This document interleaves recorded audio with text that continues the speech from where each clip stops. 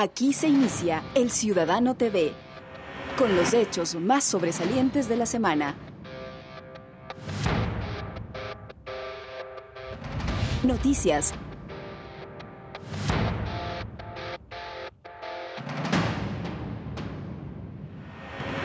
Entrevistas.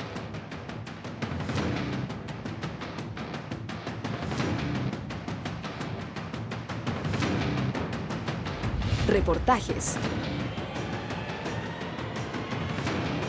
El Ciudadano TV es la imagen del gobierno de la Revolución Ciudadana. Bienvenidos.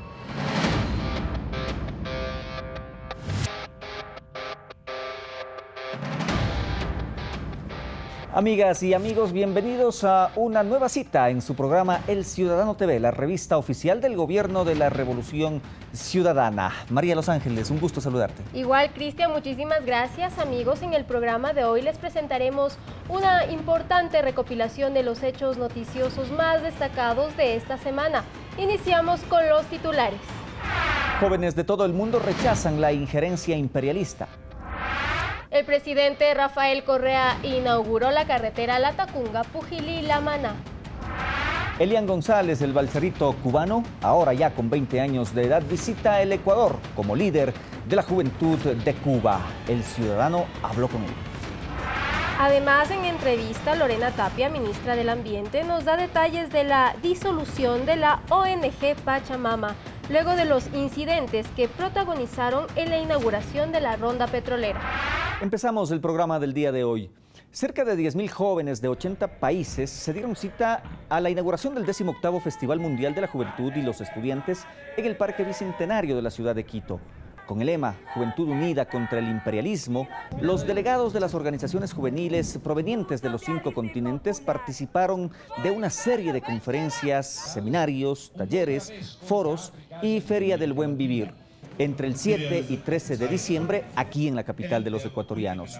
Los representantes de países como Vietnam, Siria, Namibia, Angola, Zimbabue, Senegal, Egipto, México, Canadá, Cuba, Brasil, Portugal, Grecia, entre otros, abordaron temas como la paz, la soberanía y solidaridad, desempleo, precarización, explotación, crisis capitalista, derechos democráticos, libertades y derechos humanos. Este evento es una iniciativa de la Federación Mundial de las Juventudes Democráticas y de la Unión Internacional de Estudiantes, que desde 1947 se realiza en distintos países del mundo. La lucha antiimperialista en el Festival Mundial recogió el acumulado político y de resistencia de la juventud de la gran mayoría de países del mundo. Posiciones de rechazo, como en el caso Chevron, se hicieron evidentes en esta cita internacional.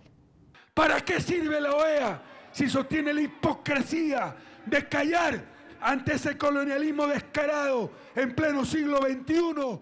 El discurso del presidente Rafael Correa bajo una intensa lluvia se impregnó en el espíritu de los jóvenes latinoamericanos que en el 18º Festival de la Juventud ponen de manifiesto sus luchas por la igualdad.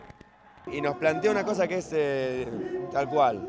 Hoy la prioridad de los gobiernos populares en todo el mundo y sobre todo en América Latina tiene que ser eliminar la desigualdad, que todos los habitantes tengan acceso a la salud, que tengan acceso a la educación, que tengan acceso al trabajo, a la comida, a la vivienda. Esas son las cuestiones, esas son las prioridades fundamentales. Los 10.000 revolucionarios de 83 países que participan en el encuentro analizan, apoyan y exponen sus criterios respecto a la injerencia del imperialismo en la soberanía de los pueblos a través de diferentes mecanismos.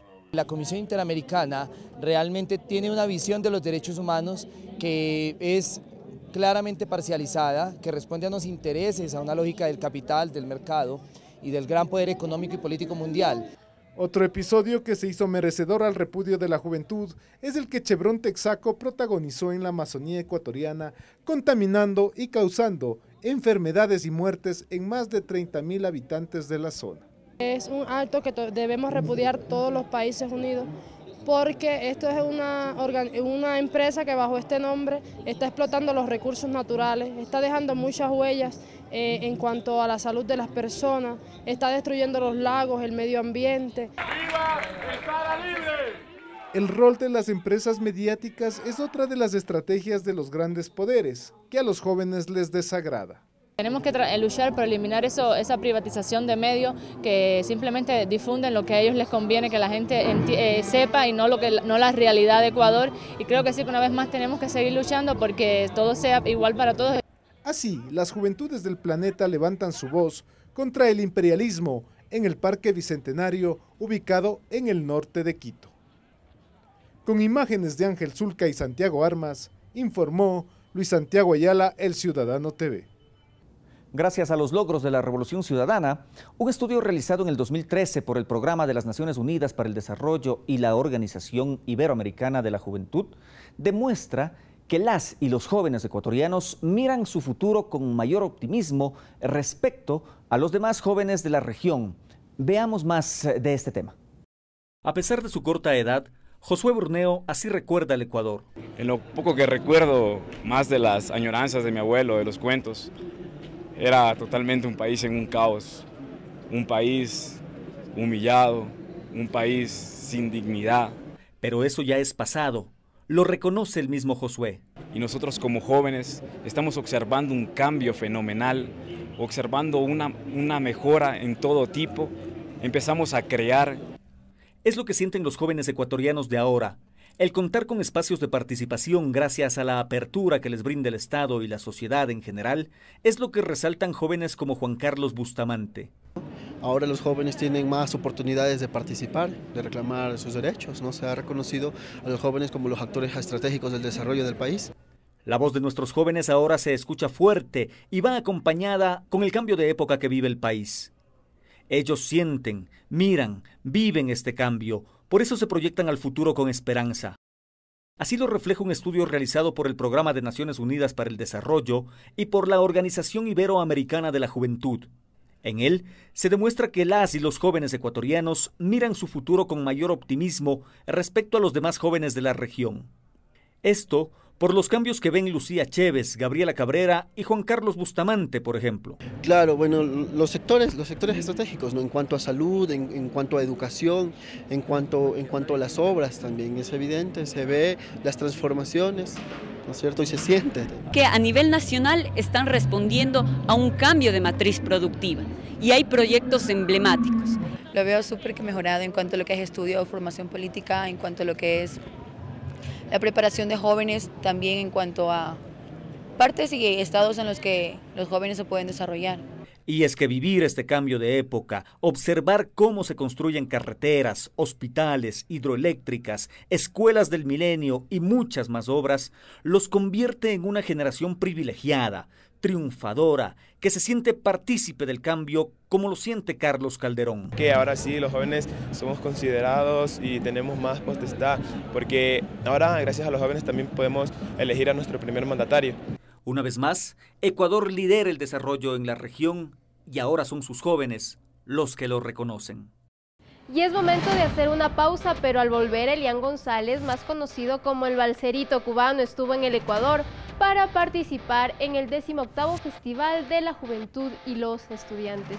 Y dialogamos con él aquí, en El Ciudadano TV. No se pierda su entrevista al regresar de esta pausa.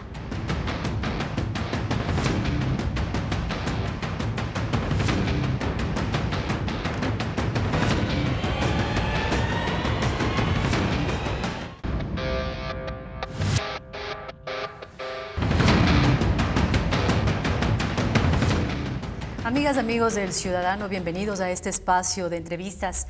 Gracias por mantenerse en nuestra sintonía. En esta ocasión contamos con un invitado especial. Se trata de Elian González, joven revolucionario cubano que participa activamente del 18º Festival de la Juventud y los Estudiantes que se realiza en Quito. Elian, bienvenido al Ciudadano. Muchas gracias. ¿Es la primera vez que estás en Ecuador? Sí, es la primera vez incluso que salgo de Cuba.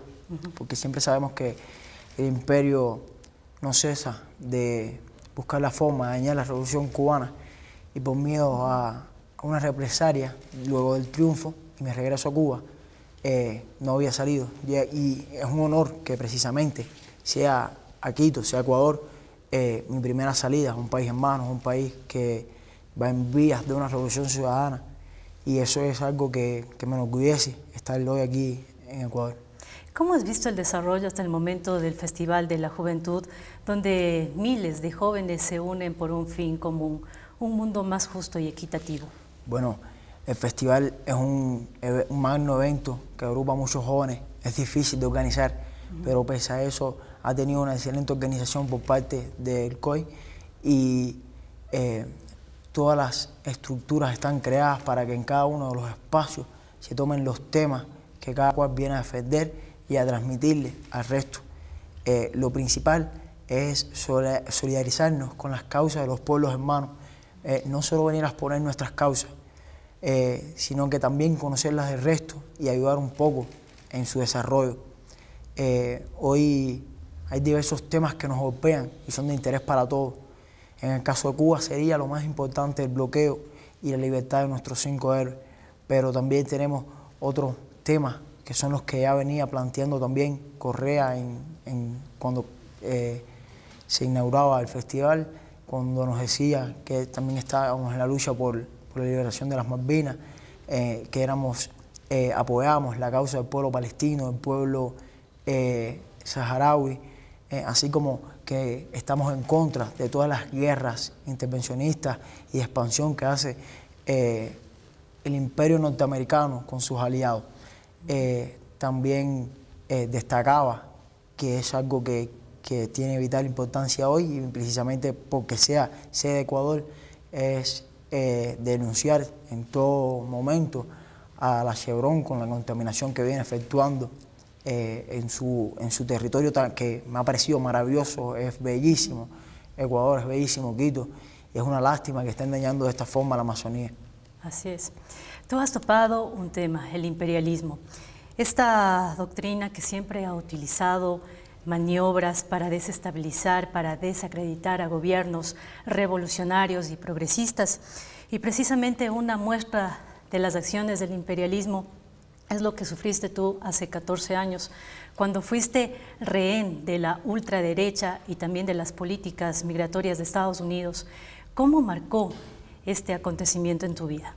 Bueno, fue difícil porque era un niño, es difícil sobreponerse a eso. También vivir en esos primeros años con el asedio de la prensa, de que todo el mundo quiera saber de cómo se está desarrollando la vida de Elian, de ese joven. Y entonces yo por otra parte soy tímido y es chocante tener que lidiar con todo esto. Pero por suerte no tengo ningún problema mental ni físico, no se me afectó para nada estas cualidades, y gracias a la labor que se ha desarrollado por parte de mis padres, de mi familia, que me han dado el amor que necesita un niño, hoy gozo de pleno estado de salud, de pleno estado mental y moral. Es importante destacar que si siguiese allá en los Estados Unidos, no fuera más que un objeto mediático, fuese no más que esta mesa al cual sacar dinero. Para sacarle dinero. Precisamente de eso es lo que trata el capitalismo. Y el imperialismo, como su fase superior, es aún más agresivo en cuanto a esto, y hará todo lo que esté en sus manos por tratar de dominar el mundo y obtener más capital y más recursos. Y precisamente un elemento muy importante para tu rescate fue el comandante Fidel Castro. Tú has manifestado que no profesas ninguna religión, pero de profesarla, tu Dios sería Fidel Castro. ¿Cómo ha marcado en tu vida revolucionaria el comandante? Bueno, Fidel Castro fue una guía, la que todo joven cubano sigue, pero especialmente para mí, que tuve la oportunidad de conocerlo, de ver cuán inmenso es ese amor que él da, cuán inmenso es también el amor que él es capaz de recibir por esos niños. Yo recuerdo en una ocasión en el Congreso de los Pioneros, entonces se lanzaba un libro que se titulaba Los tengo ustedes, y fue ese título porque en el Congreso anterior los pioneros, los niños cubanos, le gritaban a coro: Fidel, Fidel, ¿qué tiene Fidel? Que los imperialistas no pueden con él. Y cuando ya él iba saliendo, viró para atrás y les dijo, los tengo ustedes. Y entonces se hizo este libro, que es la opinión que recogen varios pioneros y jóvenes cubanos, niños desde hasta 6 años y 16 años, dando su opinión de para ellos qué es Fidel. Y es increíble. Yo tengo ese libro hace mucho tiempo y hace poco lo volví a leer y yo decía, cómo un niño cubano tiene una habilidad de expresión tan grande. Eran geniales las cosas que decían los niños de Fidel. Para muchos no, para todos era su padre, era su guía. Y si desde que eres un niño sigues a Fidel, es imposible que cuando lo seas grande no lo sigas. Entonces, todo cubano sigue a Fidel. Y sin duda, para todos los revolucionarios del mundo, Fidel es un padre. Y bueno, Ecuador también está escribiendo su propia historia, al igual que otros países latinoamericanos. Actualmente estamos viviendo aquí en el país un proceso de cambio, un proceso de transformación, liderado por Rafael Correa Delgado. ¿Cómo miras tú este proyecto político que se gesta aquí en Ecuador, donde el objetivo es precisamente dignificar al ser humano? Bueno, no puede ser más justo un proceso que está tratando de dignificar al ser humano.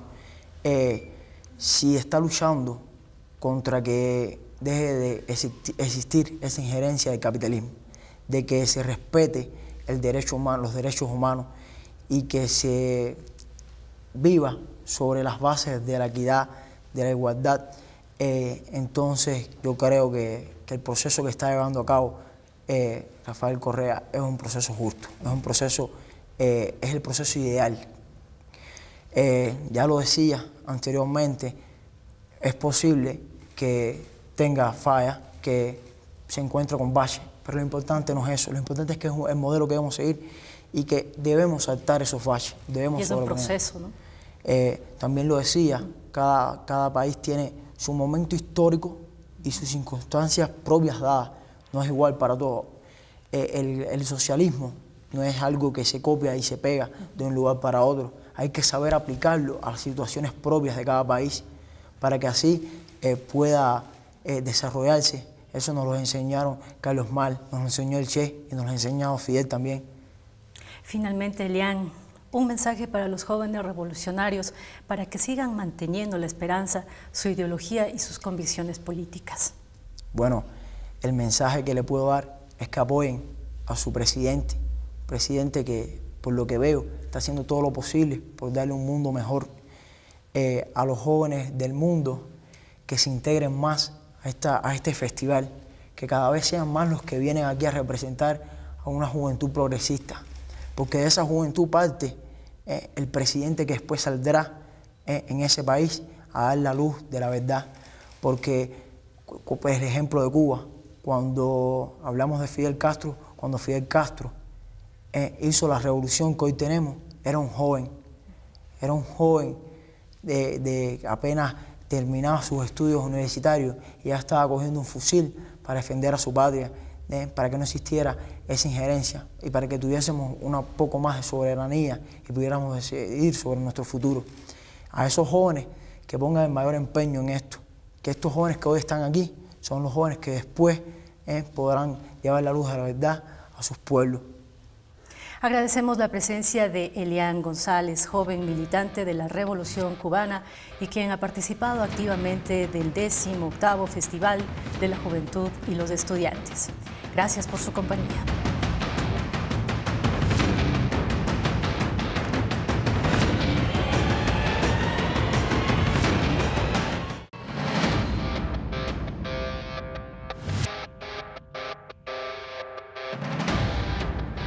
El presidente Rafael Correa inauguró la carretera Latacunga-Pujilí-La Maná, obra que ha venido superando una serie de obstáculos vinculados a la situación geográfica y climática de la zona. Conozcamos los beneficios de conectividad que traerá esta importante obra vial. Una de las obras prioritarias para unir las regiones de Sierra y Costa fue inaugurada por el presidente Rafael Correa con la presencia de centenas de ciudadanos que ahora podrán utilizar la carretera Latacunga-La Maná de más de 137 kilómetros de longitud.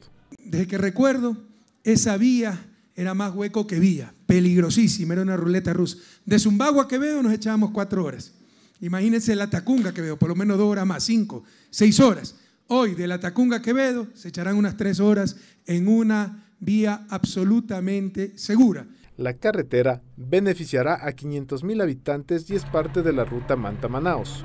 Con la vía se enlazarán sectores agrícolas y turísticos. Ha sido valiosísimo pues esta ampliación y sobre todo para evitar el paso del tráfico denso por el medio de la ciudad de Pujilí tenemos el paso lateral. Todo esto ha implicado que la obra suba a un monto de 130 millones casi. Más de 7.000 vehículos circularán diariamente por esta vía y los ciudadanos de la Tacunga podrán estar en menos de 2 horas y media en La Maná. Han tenido que pasar decenas de gobiernos, decenas de prefectos para que llegue al fin el gobierno de la Revolución Ciudadana y cumpla este sueño. Así, el gobierno nacional construyó una obra que se retardó mucho tiempo y postergó el buen vivir y el desarrollo de los pueblos. ¿Cuántos países no quisieran tener la mitad del petróleo que tiene Ecuador? Porque una de las llaves para superar rápidamente la pobreza. No es malo ni bueno per se. Si lo utilizan como se utilizaba en anteriores gobiernos, que se lo llevaban las transnacionales, nada quedaba para los ecuatorianos, tan solo la contaminación, la basura, por supuesto que es malo. Si se lo utiliza con manos limpias, mente lúcida y corazones ardientes por la patria, por supuesto que es bueno. Y se transforma en carreteras, en hospitales, en escuelas del milenio, en el buen vivir. Con imágenes de Ángel Zulca y Cristóbal Hidalgo, Luis Santiago Ayala, El Ciudadano TV. El vicepresidente de la República, Jorge Glass, durante la inauguración del 5º Cónclave de Comercio India, América Latina y el Caribe, que se realiza en Nueva Delhi, resaltó el compromiso del gobierno para construir una relación de hermandad y generar las riquezas que requieren los pueblos para salir de la pobreza.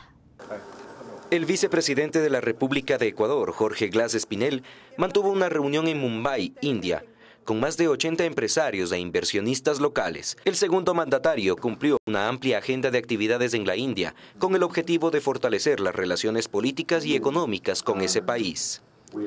Los 80 empresarios, junto a otros 70 que participaron de una actividad similar en Nueva Delhi, conocieron por parte de la autoridad ecuatoriana los avances que registra el país y los beneficios que ofrece a quienes desean invertir en Ecuador. Han sido días muy intensos, días muy gratos, en donde hemos no solamente recibido la hospitalidad, la amabilidad, el cariño del pueblo de India, sino también enormes muestras de interés de invertir en Ecuador, de ubicar a Ecuador como un punto estratégico en América del Sur, en la costa del Pacífico. Como parte de las actividades que cumplió, el vicepresidente mantuvo una reunión bilateral con representantes de Exim Bank, con el objetivo de definir posibles líneas de crédito para el financiamiento de proyectos estratégicos del gobierno ecuatoriano. El Ecuador es un país en crecimiento, el Ecuador es un punto estratégico para toda América Latina y el Ecuador se ha planteado ese cambio de matriz productiva, esa industrialización que la podemos hacer de la mano con industrias de la República de India. Asimismo, mantuvo reuniones con las compañías Sun Pharmaceutical Industries y con AVG CPR para promocionar oportunidades a mediano y largo plazo en sectores relacionados con industrias básicas como petroquímica. El vicepresidente invitó a todos los empresarios de la India a conocer las ventajas que ofrece Ecuador a las compañías e inversionistas. Al volver de la pausa, vamos a dialogar con Lorena Tapia, ministra de Ambiente, quien nos entregará detalles de la disolución de la ONG Pachamama, luego de que varios de sus integrantes protagonizaran incidentes en la inauguración de la ronda petrolera. Ya venimos.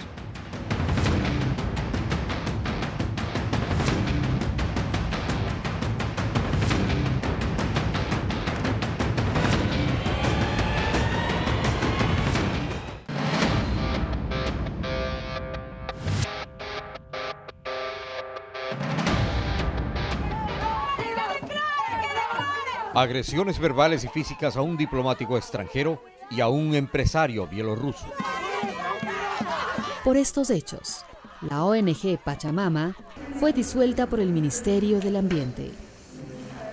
Su titular, Belén Páez, lo rechazaba. La razón que habría detrás de esta disolución es los eventos que ocurrieron fuera de la ronda petrolera. En el sábado el gobierno mostró en su enlace sabatino escenas de supuesta agresión al embajador de Chile, también a un empresario de Bielorrusia. ¿Ustedes reconocen responsabilidad o no era nadie de la Fundación Pachamama? Fundación Pachamama es una organización creada en el año 1997 con acuerdo ministerial. Nuestro enfoque, nuestra vida, nuestra dedicación ha sido trabajar para la conservación del bosque tropical amazónico. Los sucesos ocurridos el día 28 son demostraciones legítimas, son demostraciones de defensores de los derechos humanos, de defensores de los derechos de la naturaleza, de gente que disiente, de gente que piensa diferente. ¿Demostraciones legítimas? ¿Es esto una demostración legítima? Agredir verbalmente previa persecución a un diplomático extranjero, ¿lo es? Son demostraciones de defensores de los derechos humanos. ¿Demostraciones de defensores de los derechos humanos? Acosar y agredir físicamente a un empresario extranjero con lanza en mano y un golpe en el rostro es defender los derechos humanos.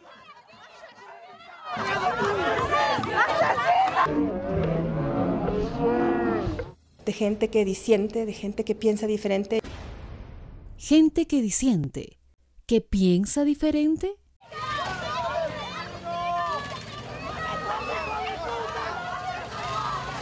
La ONG Pachamama, que en redes sociales llamó a participar de estas agresiones, fue disuelta con legítimas razones. No permitamos estos hechos que son provocados por ONGs que supuestamente defienden los derechos humanos. En realidad, estas ONGs están atentando contra ellos, porque sus actuaciones nada tienen que ver con disentir ni con pensar diferente. Y Acción Ecológica, a través de Esperanza Martínez, minimizó la agresión que sufrieron el diplomático chileno y el empresario bielorruso, señalando: las personas que protestaban y luego atacaron a los extranjeros fueron provocadas para reaccionar de esa manera. Fueron provocadas. O sea que el embajador de Chile provocó a los agresores para que le gritaran de todo. ¿El empresario bielorruso estuvo allí para provocar su propia agresión? ¡Cuánto engaño! ¡Cuánto descaro! ¡Cuánta mentira y cuánta mala fe! Nos encontramos con la ministra del Ambiente, Lorena Tapia, con quien dialogaremos en los próximos minutos. Ministra, bienvenida. Gracias, muy buenos días. En días anteriores se suscitaron hechos violentos, hechos lamentables que fueron invisibilizados por la prensa, los medios de comunicación, por la mayoría de los medios de comunicación. Los hechos violentos que se suscitaron en el marco de la 11ª ronda petrolera en la ciudad de Quito. A raíz de esto acá, una fundación, la Fundación Pachamama, fue cesada en sus funciones. Cuéntenos un poquito más al respecto. Bueno, como usted bien menciona, estos hechos violentos que fueron objeto de investigación permitieron concluir la participación de los miembros de la Fundación Pachamama en estos hechos violentos que no son admisibles en un Estado de Derecho. Por eso el gobierno tiene la obligación de proteger la seguridad de los ciudadanos, sean estos nacionales o extranjeros, y aquellas personas que incurrieran en eventos violentos como estos que afecten a la seguridad de otros deben ser investigados, procesados y, ser el caso, sancionados. En el ámbito puntual de la Fundación Pachamama es lo que ocurre el día del lanzamiento de la revisión de estas bases de la Ronda Suroriente. Estos hechos violentos generaron agresiones puntuales, por ejemplo, al embajador de Chile, a un empresario de Bielorrusia que estaban interesados en esta ronda. En el marco de estos hechos es el Ministerio del Interior quien procede en una investigación, asimismo a la policía, y a partir de este informe que es remitido al Ministerio del Ambiente, que toma como base esos informes que son concluyentes, que no solamente cuentan con datos, digamos, de un informe, sino también aspectos fotográficos y de videos que permiten concluir estos eventos violentos. Así que es el Ministerio del Ambiente, en el ámbito de este informe y de sus competencias, a estar la Fundación Pachamama adscrito al Ministerio del Ambiente, que procede conforme a la normativa vigente. ¿A qué me refiero?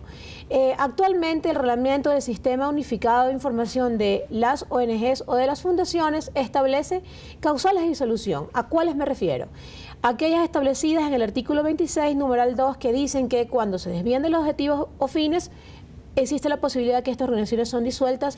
Es lo que está pasando con la Fundación Pachamama, porque comienza a ingerir en aspectos políticos que están reservados exclusivamente para partidos políticos, para movimientos políticos y para no ONG o fundaciones como esas. Estas son las dos causales en las que se ampara el Ministerio del Ambiente para proceder a lo que se denomina en el propio reglamento disolución controvertida, es decir, de oficio la autoridad, en base a un informe del Ministerio del Interior, disuelve la Fundación Pachamama, es notificado este particular, y esto es en el ámbito de los hechos y de lo jurídico lo que ha pasado con la fundación. Ministra, sin embargo, los dirigentes de esta fundación aducen que ellos estaban realizando un acto simplemente de expresión y por pensar diferente al gobierno y estar en contra de esta ronda petrolera fueron clausurados.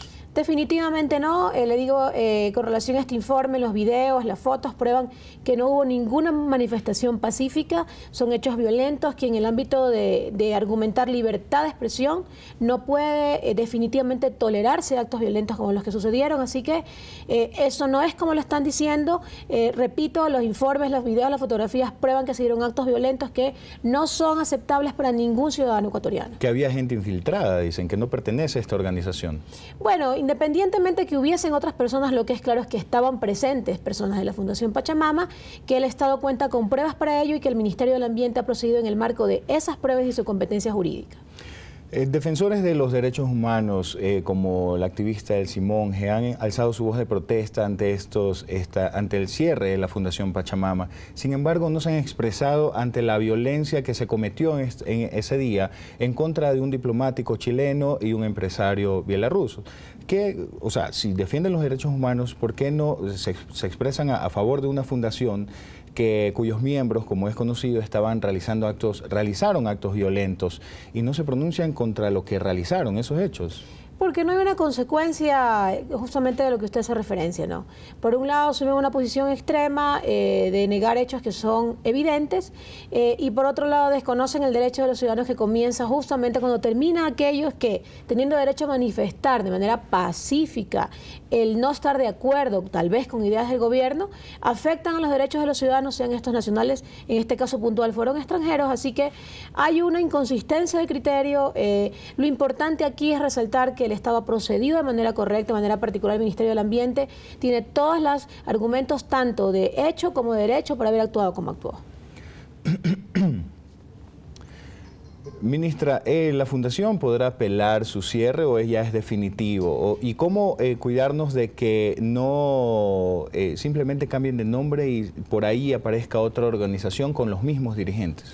Bueno, lo primero es decirle que conforme a la normativa, el acto administrativo, es decir, de disolución, es notificado y en este proceso de notificación ellos tienen derecho a plantear sus reclamaciones.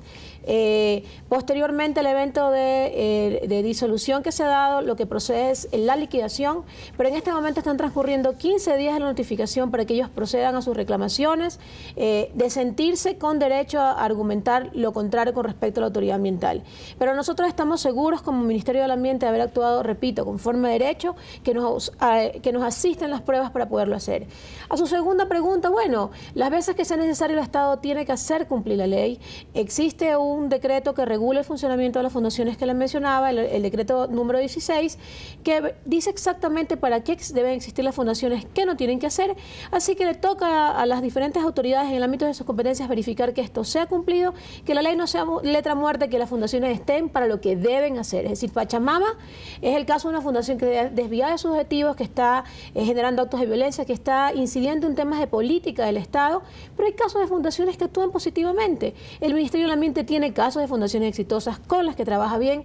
Así que no se trata del hecho de que sean fundaciones o ONGs. Aquí es el hecho de una ONG o fundación que ha desviado sus objetivos y fines.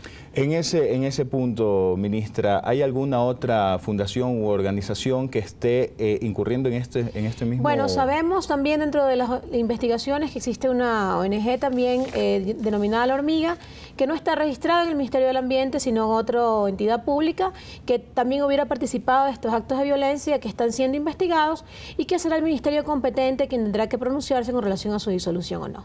Cambiando de tema, ministra, el estado de excepción decretado en Esmeraldas para proteger nuestro recurso forestal, ¿qué resultados ha dado? Bueno, esa es una de las preguntas que me gusta más responder, porque no se ha tomado históricamente una decisión como la que ha tomado este gobierno respecto a Esmeraldas. Esmeraldas es una provincia la más deforestada del país, 4 veces por encima de lo que pasa con el resto de provincias, es decir, aproximadamente 12.000 hectáreas. Así que aquí se ha tomado una decisión que marca un hito histórico y da resultados también históricos. ¿A qué me refiero? Hemos actuado como autoridad ambiental fortalecida a través de la decisión del señor presidente de este decreto de excepción que le ha permitido al Ministerio del Ambiente fortalecer sus acciones de control en nuestros puestos fijos, en nuestros puestos móviles. Se han realizado también operativos que han sido de conocimiento público y que debo reconocer tanto la fuerza pública, es decir, los militares y la policía han sido aliados estratégicos respecto del éxito de estos operativos. Hemos logrado incautar buena cantidad de madera, hemos logrado sin duda en estos días decir con toda certeza que aquella ruta que implicaba el circulamiento de la ilegalidad de la madera la hemos podido atacar. Hemos fortalecido acciones de monitoreo y control. Las condiciones en un decreto de sección le facilita el fortalecimiento del control, sobre todo la presencia del Estado, sea a través del Ministerio del Ambiente, a través de la fuerza pública, para evidenciar que el respeto de los bosques nativos que ha venido siendo en Esmeraldas, lo último que se ha considerado está siendo presente, se va a hacer cumplir. Así que yo hablo de resultados de los primeros 60 días exitosos. Ahorita estamos corriendo con la prolongación de esta medida, hablamos de 30 días más. 30 días más lo faculta la norma, pero este decreto es susceptible de ser renovado, es decir, por un nuevo periodo. Habrá que analizar las condiciones. Aquí es importante que la ciudadanía sepa que el objetivo del Ministerio de Ambiente no es solo atacar la ilegalidad, sino hablar del uso sostenible de la madera. Eso es posible, es decir, con acciones desde el punto de vista ambiental y en lo técnico, sobre todo en manejo forestal, podemos hablar de un bosque nativo que se pueda aprovechar pero sosteniblemente. Esto no ha pasado en la historia del Ecuador, puntualmente en Esmeraldas no ha pasado. Tenemos una deforestación alarmante. Los sobrevuelos han impactado inclusive a la prensa, de que usted pueda ver cómo ha venido siendo afectado los bosques de Esmeraldas. Así que la decisión de este gobierno, repito, es histórica. El esfuerzo del Ministerio del Ambiente no ha sido escatimado. La fuerza pública ha sido aliado estratégico y todo lo que tengamos que hacer para que el éxito de la medida tenga una sostenibilidad a largo plazo, lo vamos a hacer. En cuanto a las incautaciones, ministra, la ciudadanía se pregunta ¿a dónde va este material? ¿Qué destino tiene? Bueno, en primer lugar hemos activado varios puntos estratégicos respecto de los sitios de los operativos. Los llevamos a puntos que son del Ministerio del Ambiente y nos encontramos haciendo un proceso administrativo que una vez que transcurre el tiempo, que créame, nadie ha reclamado hasta este momento la propiedad, lo que le demuestra la ilegalidad que se vivió en Esmeraldas con el aprovechamiento. Transcurrido este plazo, lo que se puede hacer es que puede donarse para uso, por ejemplo, de construcciones de carácter social, y es lo que vamos a hacer. Es decir, esta madera que tiene un origen ilegal va a tener finalmente un destino positivo para beneficiar construcción de infraestructura de carácter social. Hablamos de cárceles, hablamos de sitios de asistencia a niños, a jóvenes, en fin. Vamos a cumplir finalmente, como le digo, algo positivo en beneficio de la ciudadanía. ¿Se realizan controles para que esta madera que ha sido incautada no se desvíe de su fin? Sí, claro. Nosotros estamos verificando, decirle que la medida significó la contratación alrededor de 80 técnicos que verificaron todos los que hicimos en estos días. Los operativos, la verificación de los programas de aprovechamiento en vía, retuvimos todos los vehículos que pasaban, verificamos que tuvieran una legalidad de un permiso. ¿Qué es lo que venía pasando? Aun cuando tuvieran un permiso, lo que había es que se mezclaba la madera con fines de aprovechamiento comercial con la de bosque nativo y ahí engañaban a la autoridad ambiental. Así que esto lo hemos podido atacar. Hemos activado también acciones de monitoreo en sitios muy estratégicos. Contarle a la ciudadanía que el Ministerio del Ambiente también va a activar un programa de monitoreo en línea que va a permitir, a través de lo que está pasando, por ejemplo, los asentamientos irregulares en Guayaquil, fotografías reales, inmediatas de lo que está pasando para poder actuar frente a la deforestación. No creemos que la presencia necesaria de gran número de técnicos asegure el control, pero sí de acciones y de monitoreo y control con tecnología de punta, que es lo que vamos a aplicar. Pero a su pregunta, además de haberse incautado, decirle que esta no ha sido una medida coercitiva exclusivamente, también ha sido una medida que entiende que la ciudadanía ha venido viviendo de los recursos del bosque. Me refiero a la gente pobre de Esmeraldas. Así que se ha activado un programa de incentivos fuerte, me refiero al programa Socio Bosque. Hemos logrado éxitos bastante significativos. Estamos conscientes que aún hay mucho que hacer, pero este es el punto de partida de un modelo forestal sostenible en Esmeraldas. Lo que ha pasado en Esmeraldas queremos replicarlo en la Amazonía, donde también tenemos altas tasas de deforestación, y hablar sin duda, como le decía, de un aprovechamiento forestal sostenible en el Ecuador. El Ministerio del Ambiente recientemente firmó un convenio con el CONCET para el registro sanitario de las sustancias químicas. Detállenos un poquito más de esto, ministra. Bueno, este es el principio de un modelo que hay que replicar en el sector público en general, es decir, aprovechar las sinergias de las instituciones públicas. ¿Qué logramos con este convenio? Con este convenio logramos controlar lo que denominamos la trazabilidad de las sustancias químicas peligrosas. Puntualmente comenzamos, por ejemplo, con lo que tiene que ver con el mercurio. Con el mercurio que ha afectado, que tiene afectaciones a la salud, también tiene afectaciones de carácter ambiental como tal. Así que lo que permitimos es controlar la trazabilidad con los registros de un sistema robusto, tecnológico, que tiene el CONCET, el Ministerio del Ambiente comparte datos, y lo que controlamos es que desde el punto de partida en el proceso de licenciamiento, que es el Ministerio del Ambiente, se asegure que la autorización cumple el destino para el cual la autoridad ambiental se lo concedió. Así que optimizamos recursos, fortalecemos acciones, aprovechamos una plataforma informática muy robusta del CONCET. El CONCET recibe información del Ministerio del Ambiente, así cada uno actúa en sus ámbitos de sus competencias. Si hubiese una irregularidad, ya hemos probado pilotos, lo que hacemos es que vamos juntos, ellos proceden en el ámbito de sus competencias, el Ministerio del Ambiente procede a revocar la licenciamiento ambiental y a sancionar ejemplificadoramente a quien está mintiendo respecto al uso de sustancias peligrosas. A la ciudadanía, ¿cómo le sirve esta firma de convenio? Bueno, a la ciudadanía le sirve, por ejemplo, con respecto al uso de mercurio. Usted sabe que la ley de minería estableció ya la prohibición de uso de mercurio de una transitoria de 2 años.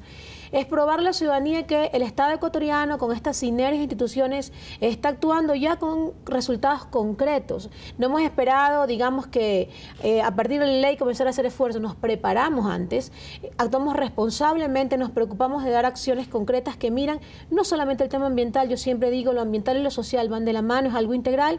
Así que miramos la legalidad de los permisos, pero también miramos la salud de los ciudadanos. Ministra, el bosque El Coloso ha sido declarado un área protegida. Detállenos un poco más al respecto. Bueno, el bosque Coloso, bosque protector Coloso, está en proceso de declaratoria de una nueva categoría de área protegida. Actualmente es bosque protector. El bosque protector significa que por diferentes condiciones, en particular esta tiene diversidad sobre todo de flora y fauna, pero sobre todo protección de cuencas hídricas de las provincias donde se encuentra ubicado. Va a pasar a ser área protegida con una categoría de reserva biológica, tiene mayor protección como tal. Así que el Ministerio del Ambiente está terminando de levantar los estudios que ya se venían haciendo tiempo atrás, pero decirle a la ciudadanía que no solamente el bosque protector, que hoy es de 12.000 hectáreas, va a mantenerse en esta extensión, sino que va a llegar a tener alrededor de 80.000 hectáreas. Como decía el presidente, no hay casi ningún país del mundo que tenga esta ventaja de tener, digamos, un bosque que va a permitir investigación en campo, es decir, un laboratorio al que van a poder ir los diferentes investigadores interesados en el marco de la Universidad Iquian, de la que va a estar muy cerca, y donde también va a funcionar el campus del Instituto de Biodiversidad, que esperamos ya que el decreto se firme dentro de poco. La sinergia entre el Ministerio del Ambiente, el Ministerio Coordinador de Talento Humano, el CENESID, es un compromiso para potencializar estos elementos que va a permitir al Ecuador hablar del cambio de la matriz productiva, que apunta al conocimiento como lo establece el presidente, y puntualmente respecto a este bosque protector, regular todos aquellos descubrimientos que se den en este sitio, con contratos con reglas claras, con contratos con respecto a la bioprospección, para que ya no pase lo que en el pasado se da con la biopiratería, donde los ecuatorianos perdimos muchos recursos y oportunidades en este sentido. Ministra, muchas gracias por habernos acompañado. A usted, muy amable. Hacemos una pausa, continuamos con más del Ciudadano.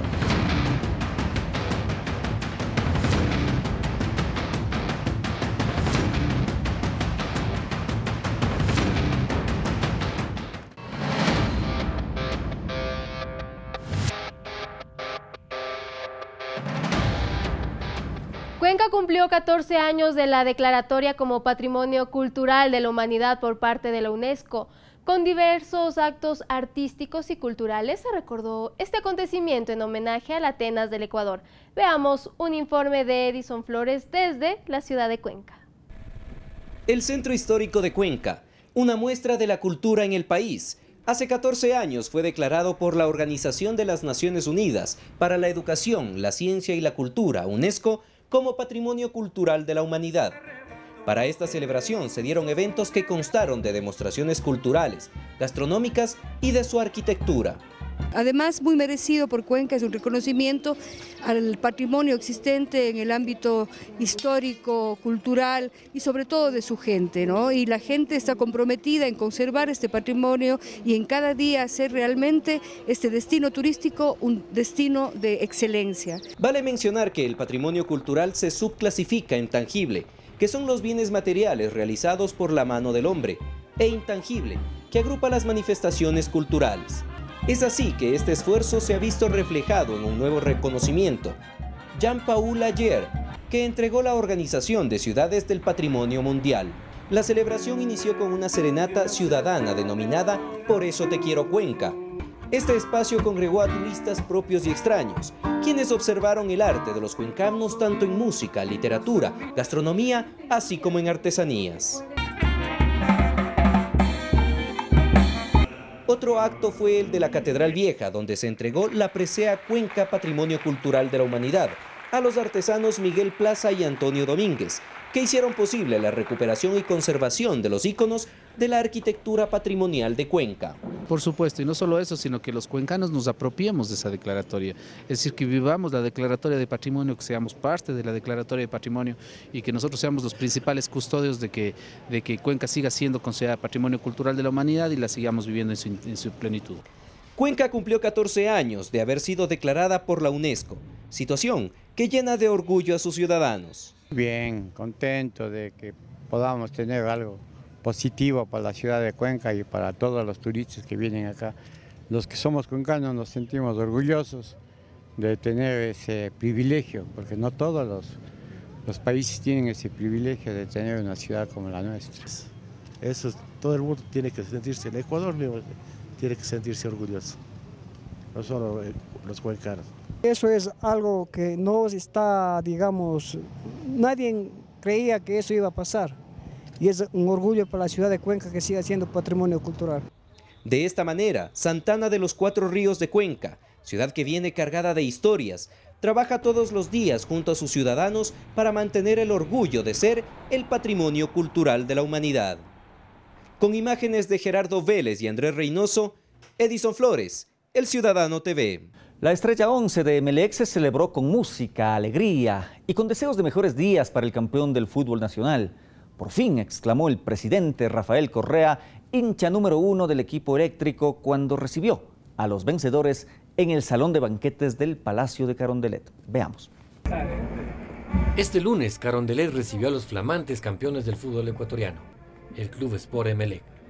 Formaron parte del tradicional cambio de guardia desde el balcón principal de la Casa de Gobierno, donde fueron aplaudidos y recibieron el cariño de los asistentes y de la hinchada. Hicieron un recorrido por el Palacio de Carondelet y en medio de la alegría de los asistentes, participaron de un almuerzo que el presidente Rafael Correa brindó en su honor. Qué gusto tenerlos y sobre todo qué gusto nuestro merecido campeón. ¡Que vive Emelec! Y bienvenida, bienvenido. Saluda a todos. Gratos fueron los momentos que estos aclamados deportistas vivieron junto al mandatario, quien es seguidor acérrimo del bombillo.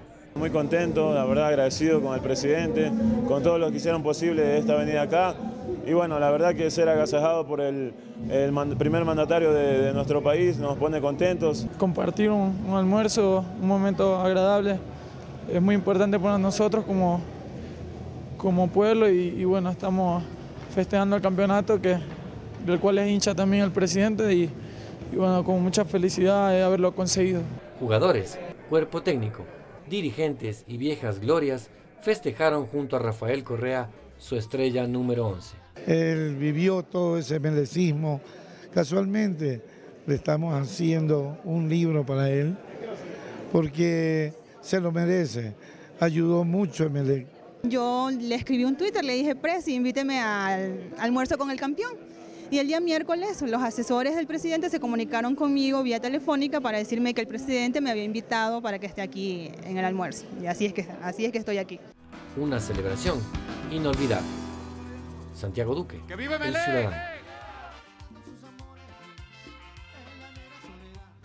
Y con esta nota de algarabía llegamos a la parte final de su programa El Ciudadano TV. Muchísimas gracias por acompañarnos. Estaremos con ustedes el próximo domingo para conocer juntos los logros del gobierno de la Revolución Ciudadana. Cristian. Recuerden que estas informaciones ustedes las pueden encontrar también en nuestro sitio en internet www.elciudadano.gov.es. Les esperamos en una nueva cita. Hasta pronto.